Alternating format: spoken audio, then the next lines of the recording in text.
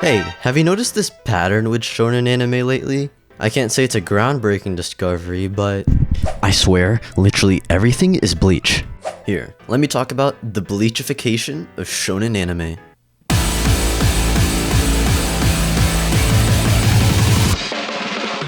So first things first, we gotta talk about Bleach. It's about a teenager who fights dangerous monsters called Hollows. Along the way, he joins an organization that specializes in defeating these monsters, and the organization has elite warriors called captains. Later, we find out that the main character is part Hollow, the very monsters he's trying to kill. Does that sound familiar? It should, because Demon Slayer is also about a teenager who fights dangerous monsters, but they're called demons. Along the way, he joins an organization that specializes in defeating these demons, and the organization happens to have elite warriors called Hashira, just like the Bleach captains. Points for creativity here, but instead of Tanjiro being part demon, like Ichigo being part Hollow, his sister is the demon, which sort of splits the inner demon trope into two characters. Next up, we got Jujutsu Kaisen, which is about another teenager who fights dangerous monsters.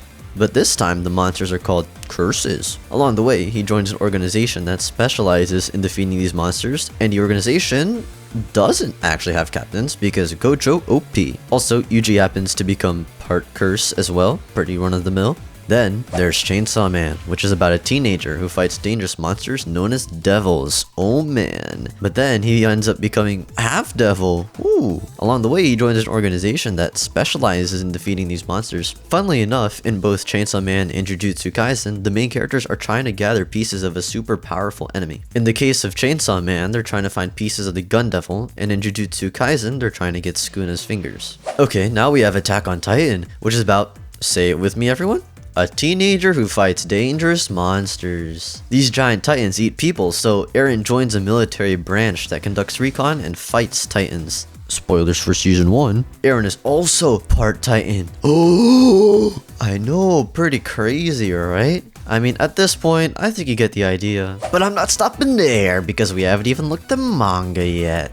Gachi Akata is about a teenager that gets sent to a land where garbage monsters run rampant. Now, the main character isn't half garbage monster, but he does join an organization that fights them. Kaiju number 8, the greatest action manga of our generation, is about a non-teenager actually, that joins an organization to fight dangerous monsters called Kaiju. But then, he also becomes part kaiju. Just recently, a new manga is being serialized called Wild Strawberry. This one's hella new. It's about a world where plants have literally gone rogue and started killing people. It's like freaking Little Shop of Horrors, but it's the whole world this time. And then get this, the main character turns into a plant. Oh boy. And then Dandadan is about I don't really know.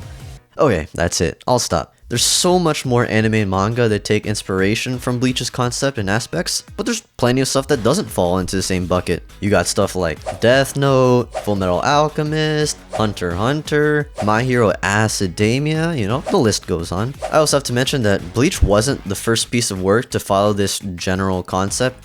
As they say, nothing is original. In fact, Yu Yu Hakusho, which was first serialized about a decade before Bleach, follows a teenager that gains ghost powers and works for an organization to solve supernatural problems. It doesn't follow the exact same blueprint as Bleach, unlike how most of the shonens these days really follow the blueprint, but Yu Yu Hakusho and Bleach are similar to an extent. I'm mainly focusing on Bleach because of its prominent status as one of the big three. So we can't really ignore the fact that so many of the most popular shows right now have taken heavy inspiration from Bleach, which is something I don't think really gets talked about very much. I don't know if it's just me, but I've always felt like Bleach has been the overlooked sibling of the big three. While Bleach is pretty popular, I'd argue that Naruto and One Piece are much more well known and have had larger cultural impacts. Now, that might be for a reason though. Personally, I think Bleach is the worst of the big three.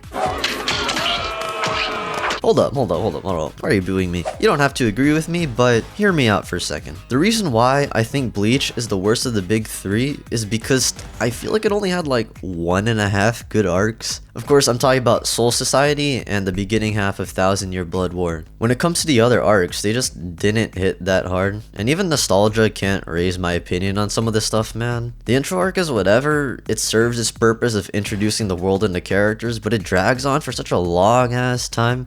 I can't imagine modern anime having a 20 episode introduction. It just doesn't really hold up anymore. After the Soul Society is the Aaron arcs. Oh, and by the way, I'm skipping filler arcs because everyone knows they're not that good anyway. Despite how much I like the Aaron cars and their designs, it just feels like a rehash of the Soul Society, but worse. Like, it's the same plot. Literally, Ichigo and the gang break into a stronghold to save a girl. Before, it was Rukia, but now it's Orihime. When it comes to the Aaron car fights, we don't have the same emotional impact, you know, because we barely get any development from any of them, and we don't really get to see much of their relationships. You could argue that Grimmjow and Stark had interesting backstories, but it doesn't really compare to how much more fleshed out each of the captains were during Soul Society. Super Eyepatch Wolf actually talks about this a bunch in his video, so I won't go too in depth. Next is the Fullbringer arc, which is widely considered to be the worst of the main manga arcs, and I very much agree. Like, for real, does anyone actually like this arc? Please let me know so I can clown on your ass.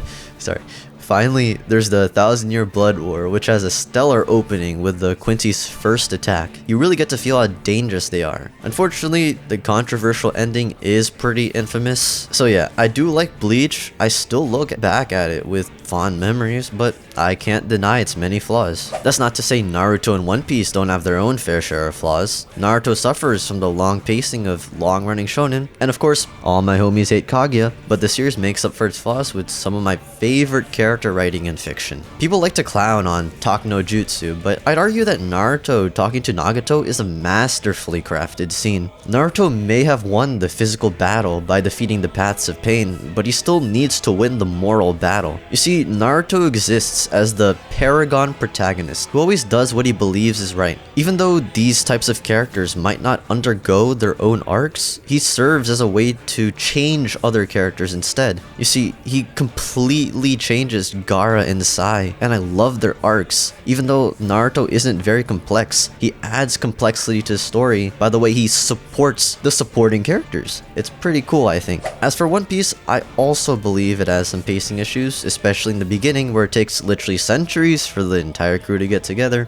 A general guideline I've learned for writing stories is to begin as late as possible and to end as early as possible. This ensures that you always have the most crucial parts of the story and that you don't like start, you know, when someone wakes up in the beginning of the day. You start when like they're in a car crash. But you know, the point is you want to capture the reader's attention throughout the whole thing. But you know, for weekly serializing work like One Piece, the goal is to last as long as possible, so I don't really think I can blame Oda very much. You know, manga editors have two jobs: to edit the story, yeah, and to, of course, make the story last as long as possible, you know, profits. Still, if you're telling me I have to watch over 200 episodes before the story starts getting compelling, that doesn't excuse everything that came before it. Just like how the Amazing Pain arc doesn't excuse the Kaguya bullshit, and how the Soul Society doesn't excuse the goddamn Fullbringers. So yeah, I personally think Bleach is the worst of the big three, and if you disagree, it's whatever, you know, it really comes down to personal preference. But I don't want to be a negative Nancy though. This video is all about the great things Bleach does, which is what caused it to become so influential.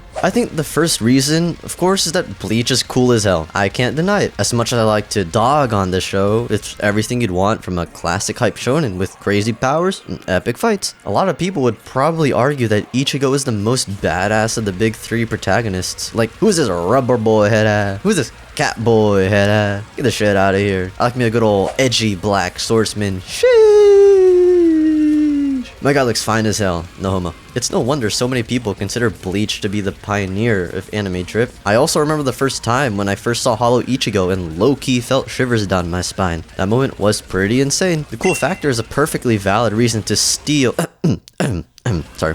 borrow ideas. The second reason why so many shonen might be taking inspiration from Bleach is because of its darker themes. While Naruto and One Piece definitely have dark aspects in their own right, they usually maintain a lighter average tone in my opinion. I mean, like I said before, Naruto is essentially the paragon protagonist that always fights for good and strives to make friends with his enemies. Meanwhile, One Piece is mostly just Luffy and the gang going on a goofy ass little adventure. I mean, there is some slavery and genocide, but Luffy is such a goofball that the series can't really capture the same vibes as Bleach. You see, Bleach is a lot more morally ambiguous. For example, Soul Society seeks to keep balance in the world, but to do so they had to wipe out the Quincy's. You even have Khan, an artificial soul, which brings up questions about existentialism. Also, nearly all of his fellow mod souls were exterminated. You know, what's a good shonen without a couple genocides? Bleach is also constantly dealing with themes of death and trauma, which is a given considering that large chunks of the series literally take place in the afterlife. When we look at the trend of media throughout the years, things have generally become darker. It's happened in the West and it's happening in Japan. In fact, we have the dark trio to prove it, consisting of Chainsaw Man, Jujutsu Kaisen, and Hell's Paradise. You even have stuff like My Hero Academia, which has gone progressively darker as it was serialized. I still remember how season 1 was all sunshine and rainbows mostly, but then a bunch of crazy stuff happened and Deku's a vigilante now? I mean, all the shows that focus on younger audiences like My Hero and Demon Slayer are way more violent and dark than their shonen predecessors. Because of the market's current trend, it's only natural to take more inspiration from Bleach's themes and characters. The third reason why I think the Bleach blueprint is so common is because of the pure genius of its simplicity and effectiveness. It just boils down to having a normal world and putting dangerous monsters in it. You automatically have a conflict with protagonists that want to protect the human race, and you have antagonistic monsters that want to kill or at least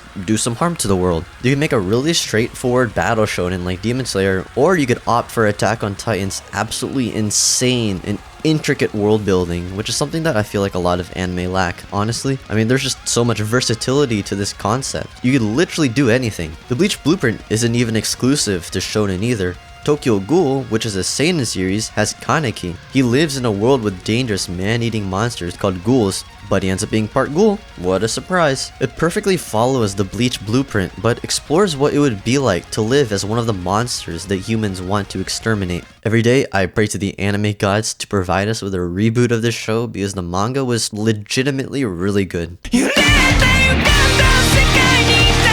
So yeah, those are the reasons why I think Bleach has been so influential. It's stylish, dark, gritty, and it just has a really good concept overall. I know a lot of shonen get a bad rep because of their mindless battles and their lack of a well-crafted plot, you know, deservedly so in some cases. But when the shonen formula is done right, you get some of the greatest moments of fiction. I actually have a video where I talk about how Kaiju number 8 perfects this formula. A lot of the works I mentioned at the beginning might have similar concepts to Bleach, but once you give the stories time to develop, they can truly flourish into something one of a kind. You know, it's the let 'em cook principle. For example, I don't really think Jujutsu Kaisen is anything special until we get to the Shibuya arc, the climactic battle that Gero has been planning since the beginning of the series. It isn't until Demon Slayer episode 19 that we get to reach hype levels that have never been reached before. It's a record that only continued to be broken with later seasons, except for season 3, which had some pretty weak villains, not gonna lie.